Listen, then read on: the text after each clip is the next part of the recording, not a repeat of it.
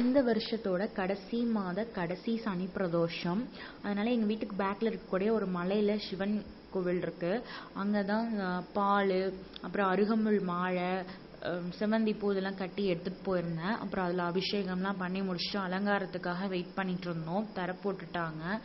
அப்புறம் நானே பக்கத்தில் கூட்டிகிட்டு வந்த ஃப்ரெண்ட்ஸு எல்லோரும் போயிட்டு கொஞ்ச நேரம் பேசிட்டு அங்கே நின்றுட்டு இருந்தோம். அலங்காரம் பண்ணுற வரைக்கும் வெயிட் பண்ணிட்டு இருந்தோம். அப்போ இந்த பிள்ளைங்களாம் அங்கிட்டு இங்கிட்டு ஓடிட்டு விளையாடிட்டு இருந்தாங்களா. ஆனால் இந்த இடம் பார்க்குறதுக்கு அவ்வளோ ஒரு நல்லா இருக்கும். மேட்டூரோட சரௌண்டிங் ஃபுல்லாகவே இந்த மலையிலேருந்து பார்த்தா அவ்வளோ கிளியராக இருக்கும்.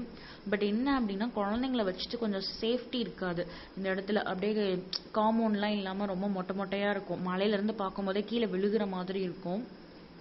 இன்னும் லைட்லாம் போட்டாங்க அப்படின்னா, இருட்டிடுச்சு அப்படின்னா ரொம்பவே இன்னும் அழகாக இருக்கும்.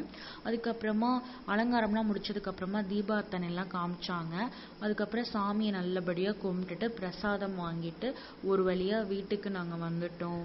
இந்த டே இன்னைக்கு இப்படி தான் போச்சு. ரொம்பவே நல்லா இருந்தது.